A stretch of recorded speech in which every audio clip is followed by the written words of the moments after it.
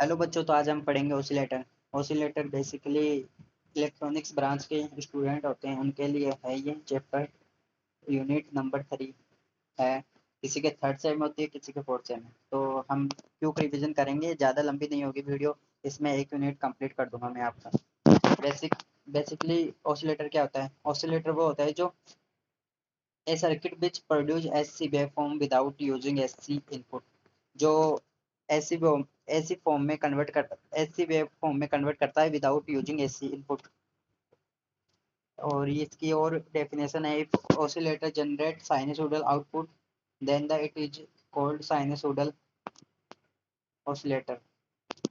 ये जरूरी नहीं है। इसके टाइप्स आपको इस साइनसोइडल और नॉन साइनसोइडल, इसका बेसिक मतलब है जो साइनसोइडल आउटपुट देगा वो तो होगी साइनसोइडल ऑसिलेटर, जो नहीं देगा वो एक नॉन साइनसोइडल।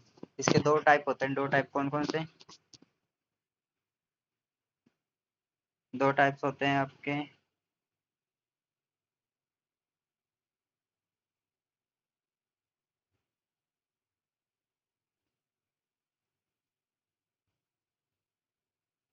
दो टाइप होते हैं इसके आपके।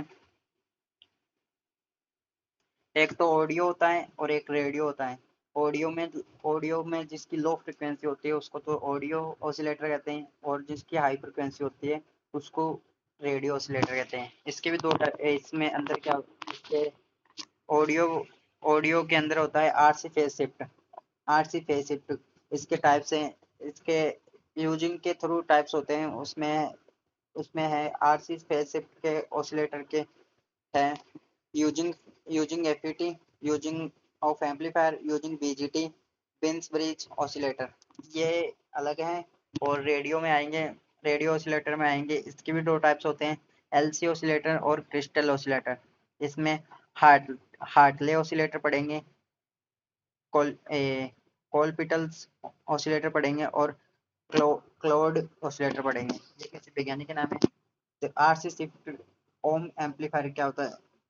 देखो इसमें क्या होता है, इसमें अपन को एक इसमें अपन को रजिस्टर लगाना होगा पैरेलल में। जैसे ये अभी अपने पास है, ये अपन पास आउटपुट है, इसमें तीन लगेंगे रेजिस्टेंस नीचे जो कि पैरेलल में होंगे, और तीन कैपेसिटर लगेंगे जो कि सीरीज में होंगे। इस प्रकार का डायग्राम होगा। देखो यहाँ से इसको R1 देंगे नाम, इसको R2, इस जो V है उसको VO है, वो आउटपुट है, वोल्टेज आउटपुट। और यहाँ पे RR, ये रेजिस्टेंस सेम रहेगा तीनों का, और कैपेसिटर भी सेम रहेगा इसमें R6 फेज शिफ्ट में एनालिसिस में। और इसको अपन ये से भी लिख सकते हैं, इसको एनालिसिस करेंगे तब इसको अपन खोल के भी लिख सकते हैं। जैसे इसमें अब अपन लगाएंगे केवीएल। जैसे केवीएल तो सबको लगाना आता है, केवीएल किरचॉफ वोल्टेज लो। तो किरचॉफ केवीएल लगाएंगे, मेष 1 में लगाएंगे। तो पहले अपन क्लॉकवाइज घूम रहे हैं, क्लॉकवाइज घूम रहे हैं तो जो क्लॉक में जो फर्स्ट साइन आएगा वो लेंगे। जैसे माइनस है, V naught minus plus I X C plus I1 I2 R equal to 0। तो यहाँ से I1 को कॉमन ले लेंगे, I1 कॉमन, क्या बचा R plus X C minus I2 R equal to 0। एक इक्वेशन नंबर 1। और इक्वेशन ऐसे ही अपन सेकेंड और थर्ड निकाल लेंगे। फर्स्ट एंड थर्ड इनको अपन मैट्रिक्स फॉर्म में लिख लेंगे। मैट्रिक्स, आई होप आपको मैट्रिक्स फॉर्म आती होगी। मैट्रिक्स फॉर्म में लिखने के बाद आपको सिंपली I3 की वैल्यू निकालेंगे यूजिंग क्रेमर्स रूल। आपको पता होगा, अगर नहीं पता है तो आप सिंपली भी कर सकते हैं। जैसे इसमें इसमें कंपोनेंट लिखने हैं सबके। जैसे अपन पहले एक्स वाई जेड मानते थे, तो इनके कंपोनेंट लिखने हैं। जैसे ये कंपोनेंट है इसके। और अब इनका डिटर्मिनेंट करेंगे। डिटर्मिनेंट क्या करते हैं, आर प्लस एक्स को रख लेते हैं और इनको आमने सामने मल्टीप्लाई कर लेते हैं। अब मेरे पास इसमें वो पेंसिल यूज करने का ऑप्शन नहीं आ रहा है, तो मैं इसलिए बता नहीं पा रहा आपको।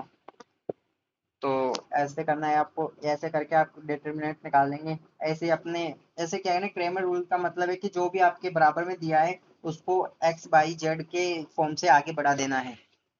तो ऐसे करके I3 I2 I3, और ये आप सारी वैल्यू निकालेंगे हम।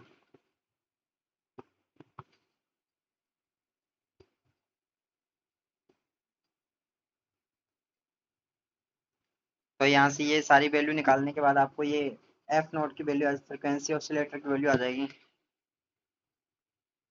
लूप एडवांटेज, इसके एडवांटेज ये मैं आपको थ्योरी नहीं बता रहा, आपको मैं बस ये न्यूमेरिकल बता रहा हूँ जिससे आपका जल्दी सिलेबस कंप्लीट हो जाए। अब इसमें आने बीन्स ब्रिज आ गया है। ये इस ब्रिज से अपन क्या फाइंड आउट करते हैं, फ्रिक्वेंसी फाइंड आउट करते हैं। तो ये बीन्स ब्रिज है, इसमें अपन को दो रेजिस्टेंस की जरूरत पड़ेगी। एक ऊपर जो रेजिस्टेंस है उसको लगाएंगे अपन पैरेलल में, और जो नीचे है एक उसको कैपेसिटर और आर को लगाएंगे हम सीरीज में। इनको तो अपन ने मान, और नीचे जो लगाया है कैपेसिटर उसको अपन मान लेंगे Z2। Z1 Z2 are from the voltage direct network or voltage across the element is the voltage VF is with the peer non non-waiting node of D amplifier of P amplifier। तो ये है, तो यहाँ से analysis करेंगे तो क्या आएगा, ये अपन Z1 निकाल रहे हैं तो Z1 क्या, इसको ये दोनों सीरीज में है तो R plus 1/j⍵c। Z2 R ये क्या है पैरेलल में, तो पैरेलल में अपन R cross 1/j⍵c upon J plus R1। तो यहाँ से सिंप्लाई कट करने के बाद आपको ये R1 प्लस j⍵c बचेगा। Using voltage dimension rule VF equal to V naught. ये यूजिंग वोल्टेज डिवीजन रूल तो आपको पता ही होगा। वो लगाने के बाद आपको देखो ये कैसे लगाते हैं, मैं आपको बता दूं। वी नोट अपन, जैसे अपन को वी नोट निकालना है तो यहाँ से क्या करेंगे, वी नोट और जो भी रेजिस्टेंस है उस उसको ऊपर मल्टीप्लाई और उनका एडिशन अपन नीचे लिख देंगे, और वोल्टेज उसके मल्टीप्लाई में लिख देंगे। ऐसा ही किया है तो यहाँ से आ जाएगा। और ये बीटा की वैल्यू अपन ने निकाली यहाँ से, ये भी अपन ने सीरीज और पैरेलल मान के निकाली है वैल्यू। तो फाइनली ये आपके लूप गेन ये आ गया बी क्रॉस ए, इसको इक्वेशन ए में लिख दिया तो ये आ गया आपके पास फाइनल लूप। और अगर अपन ओमेगा को ओमेगा नोट मानेंगे तो ये आ जाएगा आपके पास F naught equal to 1/2 pi RC, और यहाँ से 2 पाई। ये सबसे इम्पोर्टेंट फॉर्मूला है जो इसमें आया है, F naught equal to 1/2 pi RX into RY into X into I by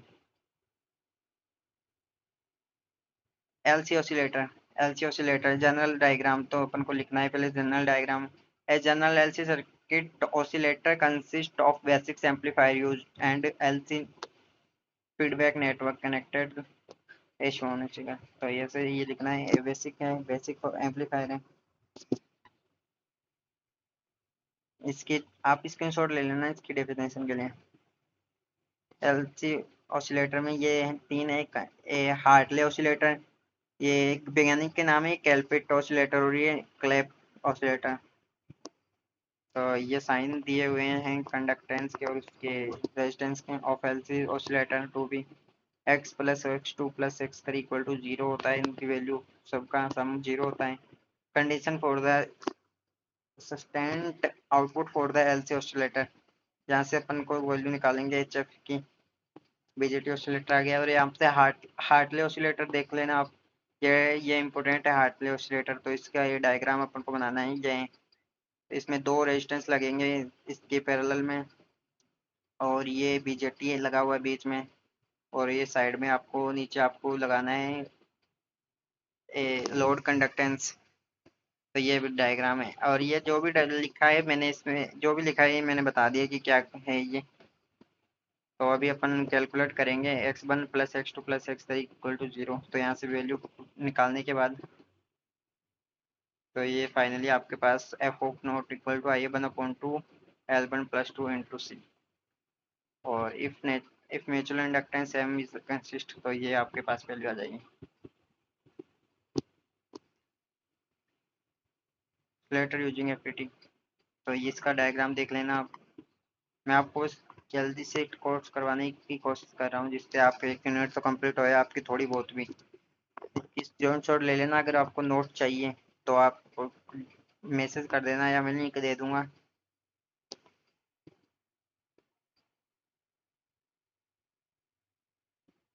तो ये है आपका, अब आप देख लेना। ऐसे मैंने थोड़ा बहुत बता दिया जिससे आप लास्ट टाइम पे पढ़ रहे हो तो थोड़ा समझ में आ जाए।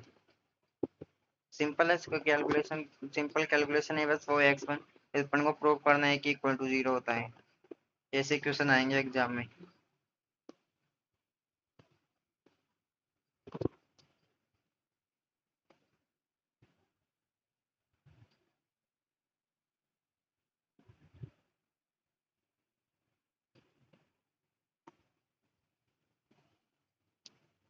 RC phase shift FET oscillator, ये एफईटी ऑसिलेटर के अकॉर्डिंग अपन ने लिखा है। अब डायग्राम देख लेना इसका, और ये जो भी पढ़ा, जो भी लिखा है मैंने, ये डायग्राम को देख के लिखा है कि कौन सी पैरेलल में लगा है, ऐसे ऐसे कौन से कैसे वर्क करता है। तो ये देख लेना, ये क्वेश्चन है, ये क्वेश्चन आप कर लेना। ये 200 क्वेश्चन दिया है, ये अभी आपके पास क्वेश्चन है। एक्सप्लेन ये आया हुआ है, तो इसमें अच्छे से आप एक्सप्लेन कर सकते हो कैसे करना है, कैसे लिखना है।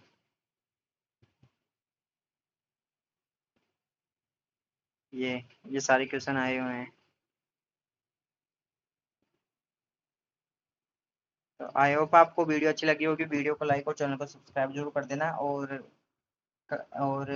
बायो में लिंक है इसका, मैंने डिस्क्रिप्शन में लिंक लगा दिया है डाउनलोड करने का, तो वहाँ से पीडीएफ डाउनलोड कर लेना और अच्छे से पढ़ना, एग्जाम देना। Thank you, bye bye guys.